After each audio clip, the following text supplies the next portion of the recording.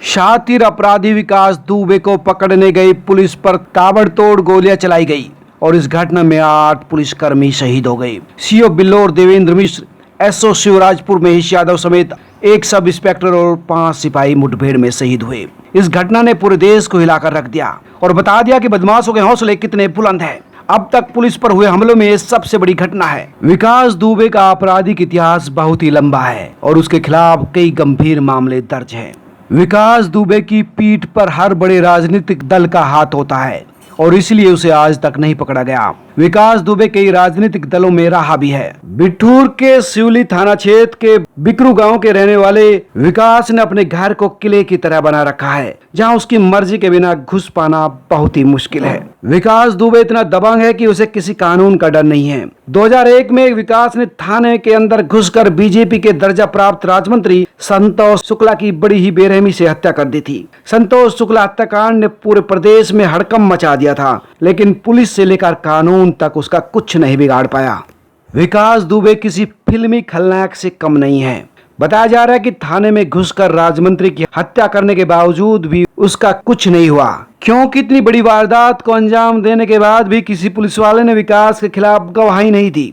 कोई सामने नहीं आया, कोई भी साक्ष्य कोर्ट में नहीं दिया गया और इसीलिए उसे छोड़ दिया गया।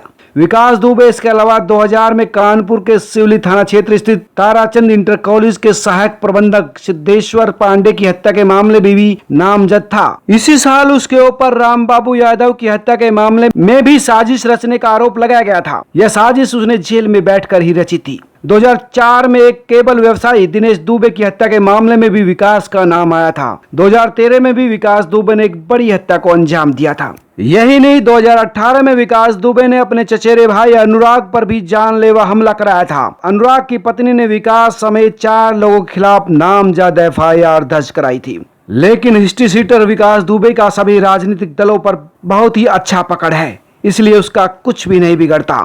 2002 में बीएसपी की मायावती सरकार के दौरान उसकी तूती बोलती थी। उसके ऊपर जमीनों की अवैध खरीद फरोख्त के आरोप लगते रहे। उसने गैर कानूनी तरीके से करोड़ों रुपए की संपत्ति बनाई। बिठूर में ही उसके स्कूल और कॉलेज हैं। वह एक लॉ कॉलेज का भी मालिक है। लॉ कॉलेज का मालिक यानी जिसके ऊपर इतने सारे अपराधों का आरोप हो, वो एक लॉ कॉलेज चलाता है। विकास दुबे जेल में रहने के दौरान ही चुनाव लड़ा था। शिवराजपुर से नगर पंचायत का चुनाव भी जीता था।